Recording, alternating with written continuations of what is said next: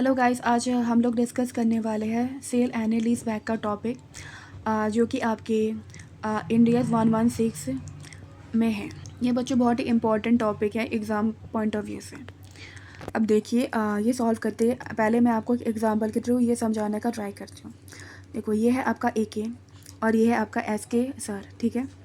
अब AK ने क्या किया, उसके पास एक घर था, तो वो उसको सेल कर रहा है SK लिमिटेड को, मतलब SK को क्या कर रहा है, सेल कर रहे हैं। तो ये क्या बन गया, सेलर, और SK बन गया आपका बायर, ठीक है। अब AK लिमिटेड ने क्या किया, AK लिमिटेड ने बोला कि देखो भाई, इसकी कैरिंग अमाउंट है 50 करोड़, मार्केट में इसकी वैल्यू चल रही है 75 करोड़, लेकिन क्या तुम मेरे से ये जो है वो 90 करोड़ में ख़रीद लोगे। तो SK बोला ठीक है, मैं ख़रीद लूँगा, ठीक है। लेकिन फिर AK ने क्या किया, इसको बेच दिया। लेकिन देखिए, उसके बाद AK लिमिटेड के पास एक दिन क्या हुआ, मतलब रहने के लिए उसके बाद घर नहीं था। तो SK ने देखा, उसने बोला ठीक है भाई, मैं तुमको मैंने जो तुमसे जो घर लिया है तुम उस पर रह सकते हो, और तुमको रेंट भी पे करना पड़ेगा। AK ने बोला ठीक है। अब देखिए, इसमें एक चीज़ देखिए, मार्केट में ये बिक रहा है, मतलब इसकी जो वैल्यू है वो 75 करोड़ है, लेकिन SK ने उसको ख़रीदा था 90 करोड़ में। इन दोनों का जो डिफरेंस है ना, वो होगा आपका लोन कॉम्पोनेंट। इन दोनों का जो डिफरेंस होगा वो होगा लोन कॉम्पोनेंट। देखो, 75 की जो चीज़ है वो SK लिमिटेड 90 में ख़रीद रहा है, मतलब एक्स्ट्रा दे के ख़रीद रहा है। एक्स्ट्रा क्यों दे रहा है भाई वो, और जो एक्स्ट्रा दे रहा है उसको हम ये सोचेंगे कि AK जो है ना वो SK से क्या ले रहा है, लोन ले रहा है। अब इसकी अकाउंटिंग कैसे करते हैं ये देखते हैं।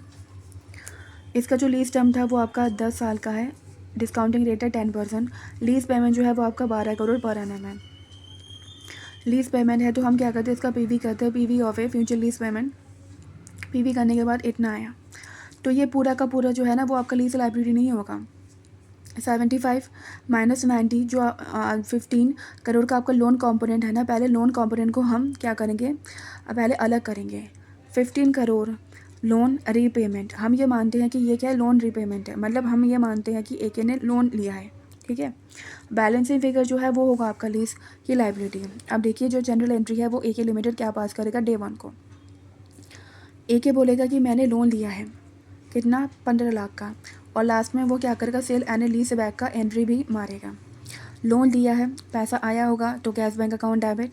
लोन लिया है, लोन लेना क्या होता है, फाइनेंशियल लायबिलिटी होती है, तो टू फाइनेंशियल लायबिलिटी, इसकी एंट्री होगी cash bank account debit to financial liability, 15 crore. अब चलते हैं मोस्ट इंपॉर्टेंट एंट्री पे, जो कि आपका सेल एंड लीज बैक की एंट्री है। इसमें क्या होता है, कॉम्बाइन एंट्री है। क्या है, कॉम्बाइन एंट्री है। AK लिमिटेड ने स्टार्टिंग में सेल किया था, उसकी एंट्री भी, और वो अभी लीजी बन चुका है, मतलब उसको रेंट देना पड़ेगा, दोनों की कॉम्बाइन एंट्री है। तो उसको आपको पास कैसे करना है ये देखिए। पहले आप पहले ना आप सेल की एंट्री पास करोगे कि AK ने जो सेल किया था ना स्टार्टिंग में SK को, उसकी एंट्री। तो सेल करेंगे तो क्या होता है, पैसा आएगा और वो जो एसेट है वो बाहर जाएगा। तो देखो, cash bank account debit to property plant and equipment. Suppose property plant and equipment बाहर गया है, तो cash bank account debit to property plant and equipment. अब देखिए, कोई भी एसेट बाहर जाते हो तो वो कैरिंग अमाउंट पे जाता है, और इस केस में कैरिंग अमाउंट 50 करोड़ था, ठीक है। अब cash bank account debit, SK को मिला कितना, देखो मिला तो 90 करोड़ है, मिला तो 90 करोड़ है, बट उसमें से 15 करोड़ तो पहले वाली एंट्री में तो हमने रिकॉर्ड कर लिया है, तो हम दोबारा थोड़ी ना वो 15 करोड़ ऐड करेंगे।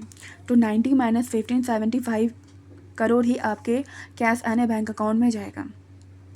अब जो आपका SK है, सॉरी AK जो है वो क्या है, लीजी है, तो वो ROU अकाउंट डेबिट करेगा और लीज लाइबिलिटी जो है वो बुक करेगा, ठीक है। तो ROU account debit to lease liability, मेरे साथ बोलो, ROU account debit to lease liability. अब लीज लाइबिलिटी जब होता है, हम क्या करते हैं, PV करते हैं, PV of A lease payment, जो कि हमने स्टार्टिंग में निकाला था, इतना है, जिसमें से पहला आपका 15 करोड़ हमने अलग किया था लोन कॉम्पोनेंट का, और जो बैलेंसिंग फिगर है वो आपका लीज लाइबिलिटी है। तो 58.73 58.73 लीज लाइबिलिटी हम ले लेंगे। अब एक चीज़ याद रखना, बेसिकली क्या होता है, नॉर्मल क्वेश्चन में आपका ROU और लीज लाइबिलिटी की जो अमाउंट है वो सेम होती है, but sale and lease back के केस में ये अमाउंट सेम नहीं होगा। लीज लाइबिलिटी की जो अमाउंट होगी वो तो आपका PV of A lease financial liability से निकल जाएगा, और ROU जो है वो हम एक फार्मूले से निकालते हैं। फार्मूला क्या होता है, carrying amount into lease liability divided by fair value. मेरे साथ बोलो, carrying amount into lease liability divided by fair value, ठीक है। देखो, अगर आपको समझ में नहीं आए तो याद रखना, कैरिंग अमाउंट कितनी थी 50 करोड़, मल्टीप्लाई करेंगे लीज लाइबिलिटी के साथ तो 58.73 डिवाइड करेंगे फेयर वैल्यू क्या करेंगे, डिवाइड करेंगे फेयर वैल्यू से। और फेयर वैल्यू क्वेश्चन में कितना गिवन था, फेयर वैल्यू क्वेश्चन में बच्चों गिवन था आपका 75। फेयर वैल्यू कितना 75, तो 75 से डिवाइड करेंगे तो आपका आर यू एसेट आ जाएगा, R U account debit, balance figure जो है वो आपका प्रॉफिट एंड लॉस अकाउंट में चला जाएगा। अब बच्चों ईयर एंड में क्या होता है ना, अब ईयर एंड में क्या करेंगे हम, ईयर एंड में तो पहले तो देखिए जो आपका आर यू था ना उसको डेप्रिसिएट करेंगे, तो depreciation account debit to R U. उसके बाद इस केस में देखो सेल एंड लीज बैक के केस में 2 बार आपकी एल बनती है।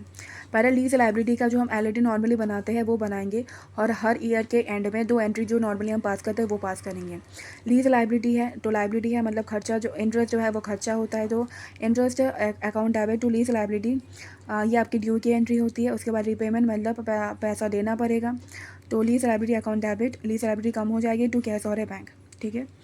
उसके बाद हमने जो फर्स्ट एंट्री मारी थी ना लोन लेने की, उसमें हमने क्रेडिट किया था फाइनेंशियल लाइबिलिटी को, क्या क्रेडिट किया था फाइनेंशियल लाइबिलिटी को, तो फाइनेंशियल लाइबिलिटी की क्या बनाएंगे हम, एल बनाएंगे, उसकी एल बनाएंगे और एंट्री पास करेंगे, तो interest account debit to financial liability account debit to cash और ए बैंक। एक बार मैं आपको जनरल एंट्री जो है वो आपको दिखा देती हूँ। सेल और लीज बैक के केस में क्या जनरल एंट्री होगी, देखो in the book of a seller lessor के बुक में क्या जनरल एंट्री पास होगी, डे 1 को 2 एंट्री जो है वो पास करेगा। पहला लोन लेने का, cash bank account debit to financial liability, यहाँ पे कोई लोन कंपोनेंट का अमाउंट आएगा। यहाँ पे कौन सा अमाउंट आएगा, लोन कंपोनेंट का अमाउंट आएगा। लोन कंपोनेंट कैसे आता है, सेल प्राइस माइनस से fair value, sale price minus से fair value, sale price minus से fair value. Sale and lease back की एंट्री क्या होती है, सेल किया तो पैसा आया होगा और एसेट बाहर गया होगा, तो cash bank account debit to property plant and equipment, ऐसे बाहर जाता है कैरिंग अमाउंट पे बाहर जाता है, तो कैरिंग अमाउंट और cash on A bank account. यहाँ पे जो आपका अमाउंट आएगा वो आप लोन कॉम्पोनेंट माइनस करने के बाद का अमाउंट लिखोगे। देखो सेलिंग प्राइस माइनस है loan component, selling price minus है लोन कॉम्पोनेंट। उसके बाद वो लीसी भी है, तो जो आपका लेसी है वो क्या पास करेगा, R U account debit to lease liability. Lease liability के लिए हम क्या निकालते हैं, PV of a future lease liability. ये पूरा का पूरा लीज लाइबिलिटी का अमाउंट नहीं होता। Sale and lease liability lease back के केस में पहले नॉन कॉम्पोनेंट को अलग करेंगे, जो बैलेंसिंग फिगर होगा वो आपका लीज लाइबिलिटी वो होगा, ये वाला अमाउंट हम यहाँ पे लिखेंगे। उसके बाद आर यू एसेट के लिए हम क्या करते हैं, आर यू एसेट के लिए कौन सा फॉर्मूला लगाता है, कैरिंग अमाउंट इनटू में lease liability divided by fair value. उसके बाद ईयर एंड में क्या करेंगे, ईयर एंड में हम आर यू को डेप्रिसिएट करेंगे, तो depreciation account debit to R U account. उसके बाद लीज लाइबिलिटी का भी एल बनेगा, फाइनेंशियल लाइबिलिटी का भी एल बनेगा। लीज लाइबिलिटी का एल बनाएंगे और 2 एंट्री पास करेंगे, interest account debit to lease liability. उसके बाद लीज लाइबिलिटी कम हो जाएगी तो lease liability account debit to cash और ए बैंक, पेमेंट कर देंगे। उसके बाद फाइनेंशियल लाइबिलिटी, इसका भी सेम होता है, interest account debit to financial liability कम हो जाएगा, पेमेंट कर देंगे टू कैश और ए बैंक। अब देखिए आपको पता है ना इसका फॉर्मेटिंग क्या होती है, एलईडी मतलब नॉन अमोर्टाइजेशन टेबल, पहले ईयर आता है, देन ओपनिंग, देन इंटरेस्ट, उसके बाद रीपेमेंट, उसके बाद क्लोजिंग। उसके बाद फाइनेंशियल लाइबिलिटी में भी एलईडी का फॉर्मेट सेम ही होता है। ओके बच्चों, आज के लिए इतना ही था। Thank you so much for watching my video.